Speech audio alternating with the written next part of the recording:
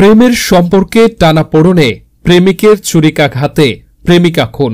পুরো ঘটনাটি ধরা পড়েছে সিসি ক্যামেরায়।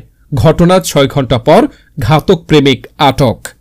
চট্টগ্রামে বন্ধুর সঙ্গে নতুন প্রেমের সম্পর্ক সৃষ্টি হয়েছে এমন সন্দেহে কৌশলের নির্জন এলাকায় ডেকে নিয়ে প্রেমিকাকে ছুরিকাঘাতে খুন করল প্রেমিক। ৬ ঘণ্টার সফল অভিযানে পলাতক প্রেমিক মোহাম্মদ তারেককে গ্রেপ্তার করেছে পাঁচলাইশ মডেল থানা পুলিশ। শনিবার ৫ অক্টোবর সিএমপির মিডিয়া সেন্টারে অনুষ্ঠিত প্রেস ব্রিফিংয়ে এ তথ্য নিশ্চিত করেছেন এডিসি কাজী মোহাম্মদ তারেক আজিজ। সম্পর্কের টানাহেঁচড়া এক প্রকার বাকবিতণ্ডা তৈরি হয়, তুমুল ঝগড়া হয়।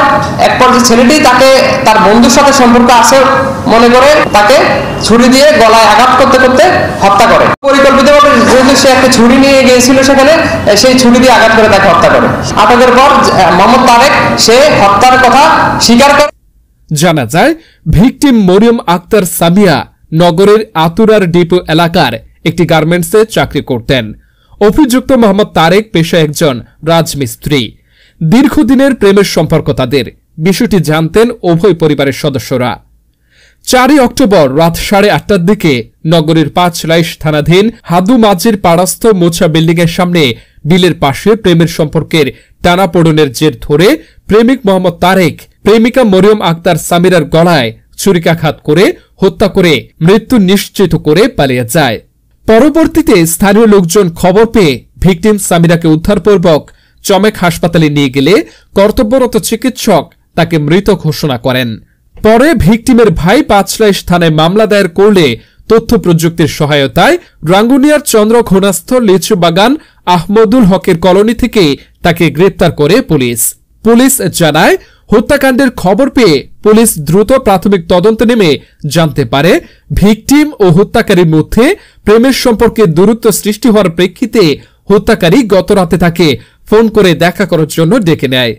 এ বিষয়ে এডিসি কাজী মোহাম্মদ তারেক আজিজ বলেন, আসামি তারেক আগে থেকে পূর্ব পরিকল্পিতভাবে একটি ছুরি কিনে তার সঙ্গে রাখে।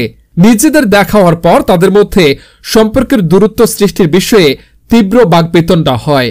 এ সময় আসামি তাকে অন্য কারোর সঙ্গে সম্পর্ক আছে বলে সন্দেহ করে ঝগড়া করতে থাকে। তিনি আরো বলেন, ঝগড়ার এক পর্যায়ে আসামি ভিকটিমের গলায় একের পর এক ছুরিকাঘাত করে হত্যা করে পালিয়ে যায়। গ্রেপ্তারকৃত আসামি হত্যাকাণ্ডে ব্যবহৃত একটি ছুরি ও ভিকটিমের পরিহিত এক জোড়া স্যান্ডেল নিজে শনাক্ত করে দেওয়ার পর সেগুলো আলামত হিসেবে জব্দ করা হয়েছে। প্রাথমিক জিজ্ঞাসাবাদে আসামি হত্যাকাণ্ডের কথা স্বীকার করেছে।